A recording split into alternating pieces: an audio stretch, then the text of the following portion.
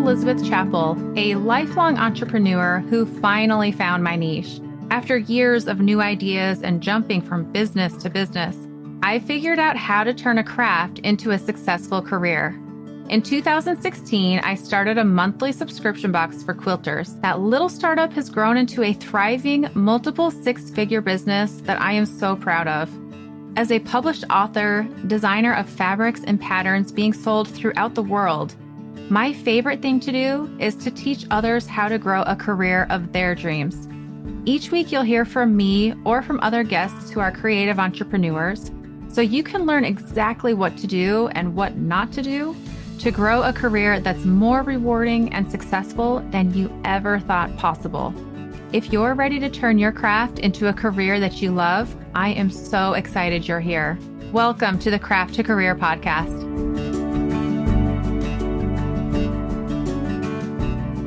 Welcome. I'm so excited to share that I have 290 reviews for the podcast. That means that one of you left a review since the last episode. If you're listening and you've not left a review, I would really, really love that. I'm really hoping to get to 300 reviews. So if you've not left a review, please do. I'm going to read the latest review left by Hallred. This person says, I love this podcast. As an aspiring fabric designer and quilt pattern writer, I love hearing stories and experiences from other creatives. Elizabeth is real, honest, and has great guests. Either way, so much information to share. This is a great podcast for creatives. Thank you so much, Hallred, for leaving a review. It really, really just means the world to the longevity of the podcast. And I know I've heard from a few people who say, oh, I haven't left a review yet. I'm going to. Let's have today be that day. And now I don't know. I did not hear from anyone on this, which I'm surprised. And maybe you noticed, maybe you didn't. But last week's episode, or the last episode that was released, there was a little bit of a recording guffaw, if you will. There was a little bit of what I wanted to record that didn't. I think there was some Wi-Fi issues. I'm not even totally positive, but I was listening once it was published and came out, and I noticed, I'm like, wait a minute, there was a bit of a skip there in not only what I was talking about, but I recorded the content and I knew that some of what I said was not there. So my amazing podcast editor went back and looked, and just sure enough, the content was never recorded. And I'm going to say it was meant to be, because I am going to take that content and I'm going to just do a deep dive on that topic today, because it really does deserve its whole own episode. And the topic is building a successful business by solving a problem. And this, I think, is especially important for creatives. For example, quilters, quilt pattern writers, but even, let's say, artists, cooks, hair, any kind of creative company or business. A lot of times we don't think about ourselves as solving a business. We just think, no, I created this thing that I love and people are going to love it, so they should buy it because it's pretty. So that can be true. It can be pretty. Let's hope that it is true, because you don't want to sell something ugly. However, the more painful a problem is, the greater potential there is for profit. So let's take quilt patterns. If someone sees a really beautiful pattern, sure, they might buy it. But let's say that they are really struggling with how to put on a quilt binding. They're not able to finish their quilt unless they hire someone else to put on that binding, and they've tried it and it's ruined their quilt and they've had to unpick it. Their pain point is a lot higher than someone else who's just, oh, that's pretty. They're actually really needing help. So if all of a sudden you say, hey, come and take my course on how to do quilt bindings, and you share all the pain points and talk about it, like, you don't know how to do this, you're whatever, you name all the problems that people could have with putting on a quilt binding, and say, I've got you, come and solve that problem. All of a sudden your service, your course, your product is way more, it's worth more to that person because their pain is higher. So to sell for pleasure, it can work, but it's not as sticky. It's not as likely to be purchased because people want to get rid of pain more than they want to indulge in pleasure. Our human, tendencies is to like just get rid of pain. I do not want pain. And so if you can solve a pain point for someone, you're going to do better. And I'll give you a personal example. I sell multiple things. I sell quilt patterns. I've done a membership in the past. I have the quilt pattern writing course. My number one selling thing is the quilt pattern writing course. And that's because I'm solving a problem for people. People want to learn how to write really effective quilt patterns. And I use Adobe Illustrator. That's a pain point. People are like, man, I don't know how to use Adobe Illustrator. There's a lot in that program. And so I say, hey, no, don't worry. I'm going to hold your hand and walk you through how to use Adobe Illustrator. Not all of it, just what you need to know to create your best quilt patterns. And I go into a deep dive of all the pain points. Here, you're feeling this. What about this? Have you experienced this? Yes, yes, yes. Okay, I'm going to solve that for you. Those pain points are real, and people really struggle with that. And so that is more enticing for someone than, oh, how fun. And I have sold quilt patterns as well. And hands down, my best-selling quilt pattern is Better Together. It could be for multiple reasons. I mean, I am just guessing. Anyone who creates a product, we never know what's going to really stick and resonate and be popular. But for whatever reason that one is, and I mean, a couple of guesses that I have. One, the title, it's a popular phrase, so that helps. It's really beautiful. I mean, I have many beautiful patterns, so I just don't know that that's it. But it is also very beginner friendly. And when I say beginner friendly, I mean the instructions are written for someone who has never quilted before. Now, anyone who has quilted, it's not like, oh, you don't want this pattern, it's too basic. No, you can still make it no matter if you're an expert quilter, but it is written with links to video tutorials. I mean, the whole thing is assuming absolutely no prior knowledge to quilting. So that reaches a particular pain point. If someone really wants to make a quilt and they don't know how to do it, there's not a lot of patterns out there. In fact, I don't know of any. I'm sure there are. I don't personally know of any, though, that are written the same way that I wrote my Better Together quilt pattern, which is assuming absolutely no prior knowledge. And it helps that when I started quilting, I was in my 30s and I had no experience reading quilt patterns. And I remembered and felt the pain of what on earth are they talking about? And marking my fabric with a pen and being like, oh, this is not undoable. If I make a mistake, that's a problem. And the fear and the angst and like the crying that I experienced because I couldn't get it right. I went through that pain. And so I know that pain point, and I'm really able to reach and solve that problem for people. So I look at a lot of my alumni who are selling quilt patterns, and I can see this, oh, here's a release of a new pattern. That's great. But you know what's going to sell a lot more than just dropping the quilt and unrolling it and showing a beautiful pattern? What's going to sell more is if you have a particular something that you're teaching with that quilt. Let's say curves. Say, hey, are you nervous to sew curves? It's a bit tricky. Pinning it, knowing how to finesse your machine so that it turns out right, making sure your points match, having the block turn out to be the right size. It can feel overwhelming and intimidating. You're in luck. Here's a pattern that walks you through how to do that with confidence.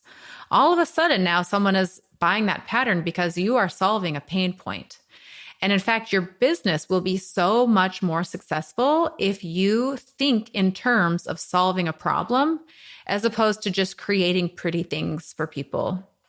Donald Miller, he's a business, I don't know if I call it guru, but he's a business guy who talks about a customer experience. And he says, brands succeed when they help customers survive and thrive.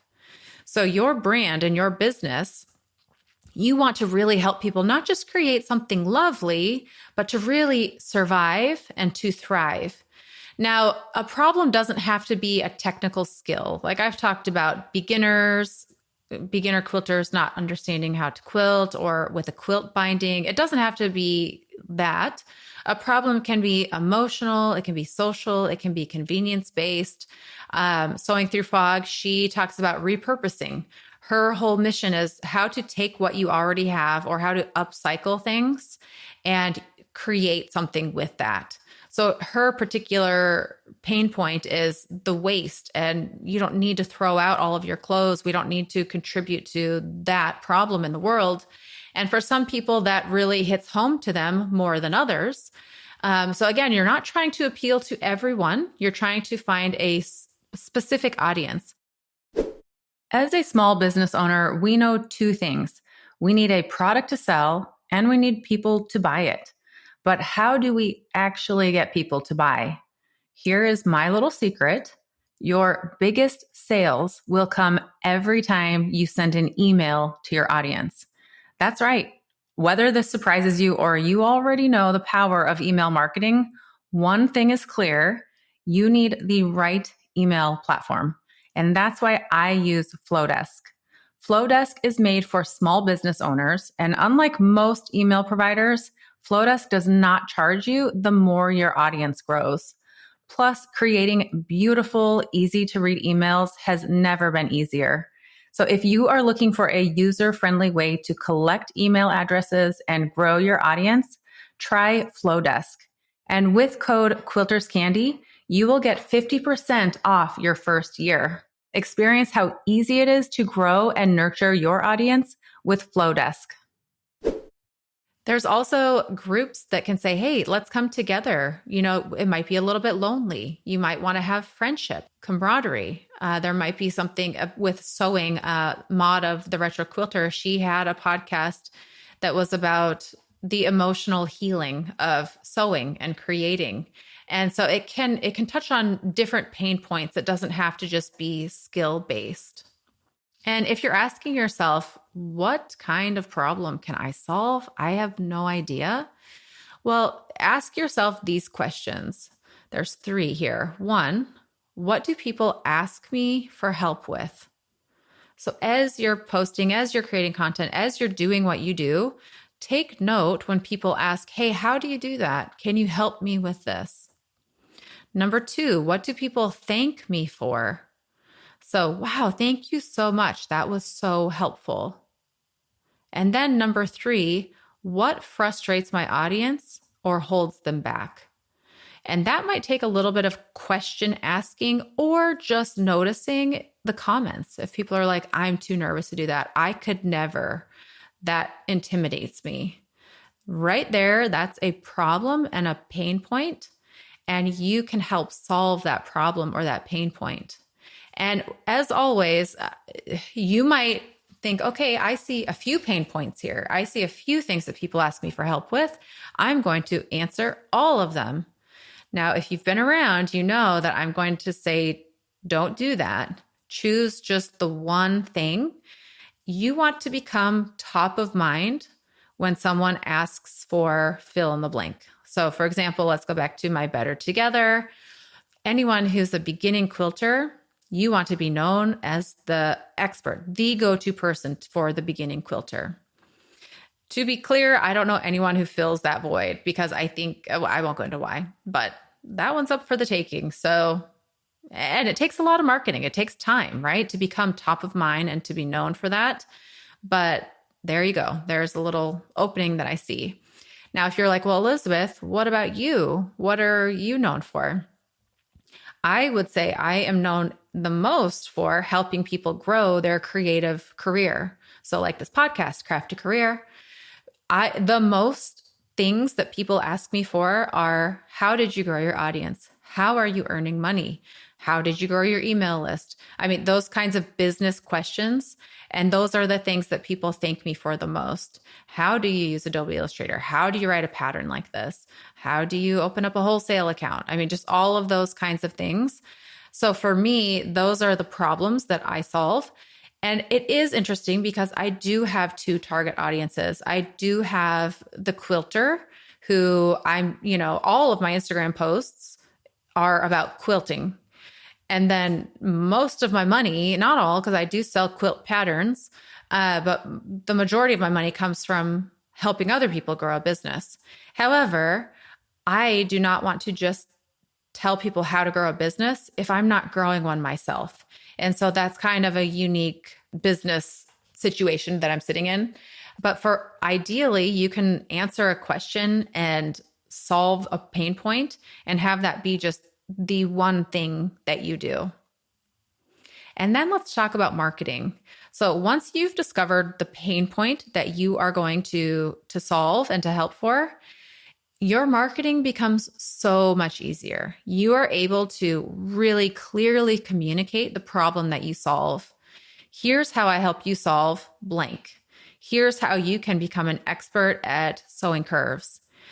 Become super confident with machine quilting or binding or hand quilting, whatever you are solving. Post about that thing over and over again. Talk about the frustrations, show the frustrations, show in a different post or reel the joys that come from it, show the outcome, show a before and after.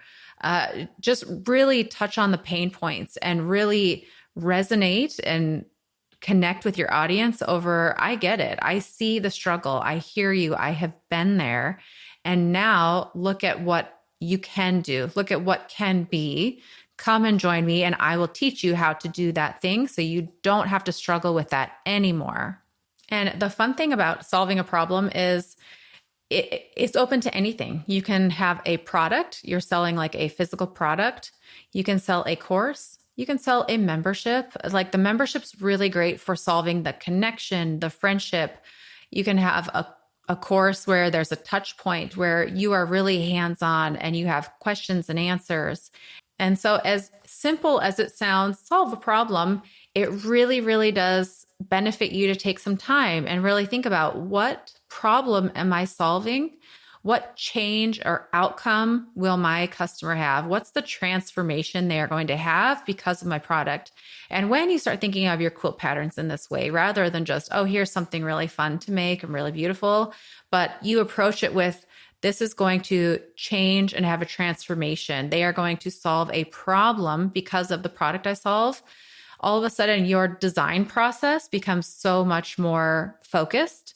And you start to design and think of your products and your services all revolving around this problem that you're solving. It makes it a much more narrowed, focused approach to your business. But also then, like I mentioned, your marketing becomes so much more clear and it really becomes much easier to sell because there is a pain point. Like I said, when you are reaching a pain point and solving that for someone, they are like, oh, yes, please take away this problem that I have. Get rid of it. I need help with this. I don't want to feel this discomfort anymore. So just to recap, solving a clear problem is what makes your business succeed. You will stand out from the crowd. You will become known as the go-to for fill in the blank, whatever it is you want to be known for. And so my little challenge to you is this week, write one sentence that says what problem you solve and then share it. Share it on your social media or share it in your newsletter, share it with a friend, and just really start to lean into the fact that, okay, I'm solving a problem, and start looking at your business in that way. Start looking at how can I help people overcome something that they don't know how to do or that they're grappling with. And it will really transform how you approach your business and how you market your business.